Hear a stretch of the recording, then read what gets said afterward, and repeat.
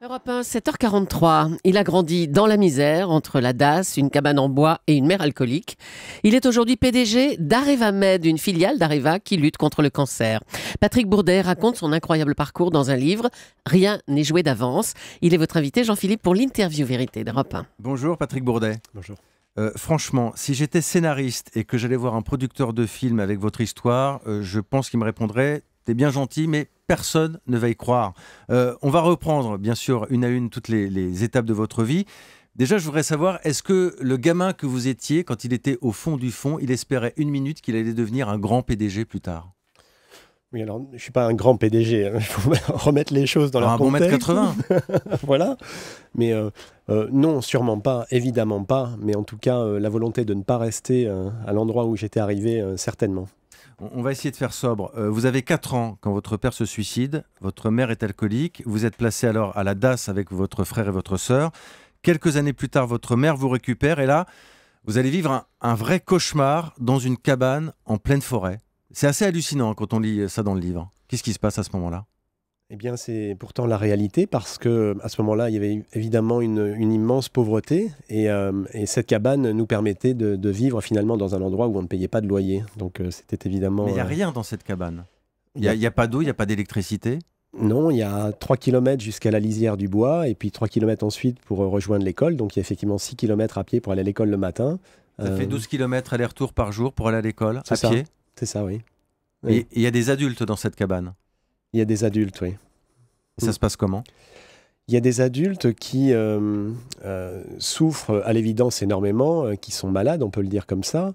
Et ça ne se passe pas bien parce qu'évidemment l'alcool est très présent et la violence également. Et voilà, en fait, le danger est à l'intérieur, si je fais très court. Et donc, à 16 ans, vous faites votre baluchon, enfin j'imagine qu'il n'y a pas grand-chose à mettre dedans, et vous décidez de partir tout seul comme un grand. Vous allez commencer votre vie à 16 ans. En fait, elle a commencé un petit peu plus tôt parce que, comment dirais-je, le moyen de me protéger, ça a été de mettre de la distance. Donc, dès que je pouvais, je fuguais, entre guillemets, ou je découchais, ou je m'éloignais en tout cas du danger.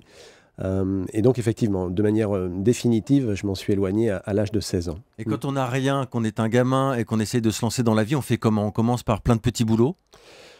Écoutez, j'ai été quand même un petit peu aidé puisqu'à 16 ans, j'ai été placé dans une famille d'accueil. Donc, et c'est aussi un moyen, ce livre, de rendre hommage à ces gens qui m'ont permis de me tirer d'affaire, je dirais.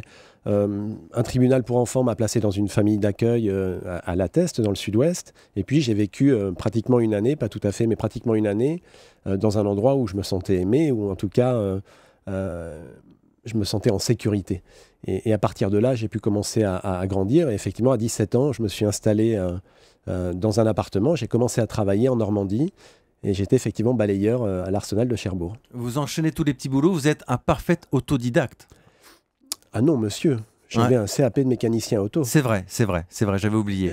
Mais on a l'impression que à chaque fois, en fait, vous avez changé de métier plusieurs fois. Et à chaque fois, vous avez appris un peu par vous-même quand même. On apprend, je ne sais pas si on apprend vraiment par soi-même, mais en tout cas, j'ai eu la volonté de travailler, ça c'est sûr, et la détermination d'avancer, ça c'est vrai. Vous l'avez toujours eu, ce déclic, je peux avoir une autre vie?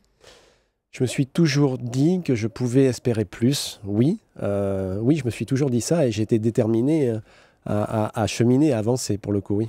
Alors, vous allez finalement signer un CDI chez Cogema en 87, je crois.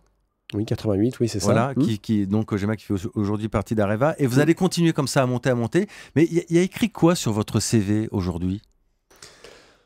Il y a écrit, il y a longtemps que je n'ai pas fait mon CV. J'ai la chance d'être dans un groupe et d'avoir une situation stabilisée. Vous mettriez quoi alors sur votre CV? J'ajouterais, mais quand même un peu plus tard, je me suis vraiment, comment dirais-je, mis à la tâche. Je me suis attelé un petit peu au travail. J'ai fait beaucoup d'études sur le tard. Je me suis réveillé un petit peu sur le tard.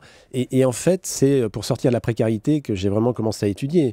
Plus j'étudiais et plus j'accumulais de diplômes, etc., plus je me sentais en sécurité. Et donc, il devait y avoir une espèce de maladie chez moi et j'ai enchaîné les formations, un master, un 3e cycle, HEC, des enseignements supérieurs stratégiques de la santé. Enfin, j'ai vraiment travaillé beaucoup, mais je me suis réveillé un petit peu tard. Voilà. Ce qui veut dire que vous qui êtes un patron aujourd'hui, si vous recevez quelqu'un pour un entretien d'embauche, vous regardez son CV, il n'a quasiment pas de diplôme, bah finalement, pour vous, ce n'est pas une barrière, ce n'est pas un problème. Le temps m'a appris à me méfier des présupposés. Donc effectivement, je recrute des gens et j'en recrute en ce moment. Enfin, ça nous arrive régulièrement. Et je suis très intéressé par la personne, c'est vrai. Je regarde effectivement le papier, mais jamais je n'embauche quelqu'un sans avoir un échange, un entretien pour faire l'expérience de finalement comment je me sens en la présence de cette personne-là, au-delà de ce qui est écrit sur le CV, absolument. Alors qu'est-ce que vous dites à un jeune qui vous écoute ce matin, qui n'a pas de diplôme, qui est en galère totale, qui se dit je n'y arriverai jamais à chaque fois que j'arrive à décrocher un entretien, ça se termine au bout de 2 minutes, qu'est-ce que vous lui dites ? Très humblement, je l'inviterai à ne jamais renoncer, ça c'est sûr, et je lui dirai que quelle que soit sa longueur et son obscurité, il y a toujours un point lumineux à la fin du tunnel. Oui, ça c'est sûr. Enfin voilà, la détermination rend les choses possibles. Donc je lui dirais non, faut y aller, fonce. Je dirais que c'est possible. Vous savez, il y a beaucoup de bruit autour de nous. On entend un certain nombre de choses, c'est compliqué, ça marchera pas, etc. Le regard sur le monde et sur les choses, il est aussi très déterminant. Et donc je dirais à un jeune non, faut y aller, faut relever les manches et puis c'est possible, oui, bien sûr que c'est possible. C'est possible en France, c'est possible ailleurs. Il y a encore beaucoup de choses à faire dans ce pays, c'est possible. Mais vous avez jamais lâché dans votre parcours. Donc on rappelle, vous partez de rien, vous partez d'une cabane, et puis vous faites des petits boulots, et puis vous arrivez à décrocher quelques diplômes. Et il n'y a pas des montagnes russes quand même parfois, des moments où on a envie de lâcher la rampe ?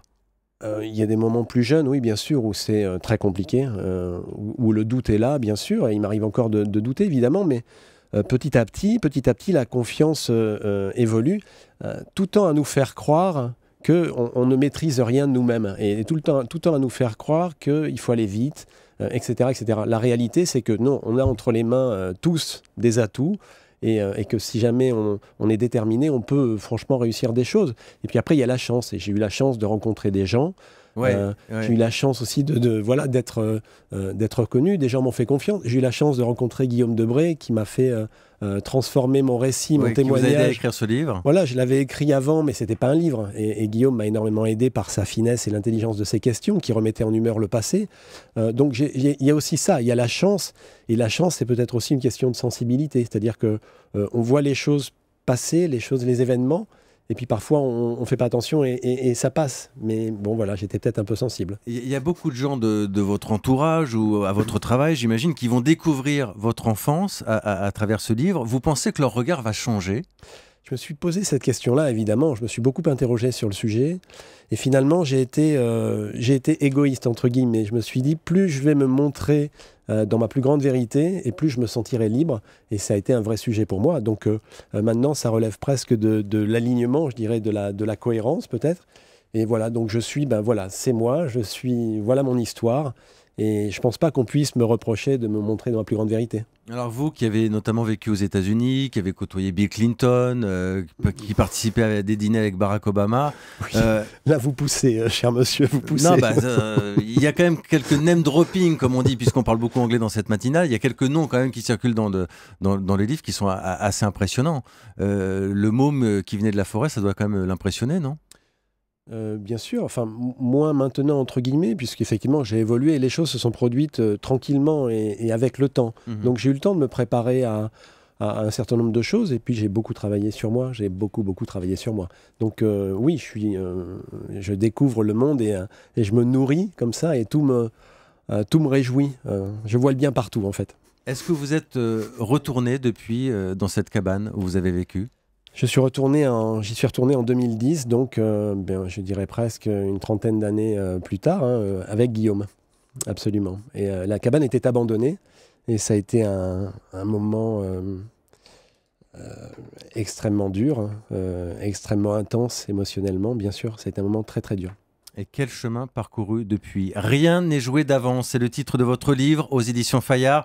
Merci Patrick Bourdet d'avoir été notre invité ce matin dans l'Interview Vérité. Bonne journée. Merci beaucoup, merci de votre intérêt. Bel exemple de résilience, ça ferait plaisir à Boris Cyrulnik. Absolument.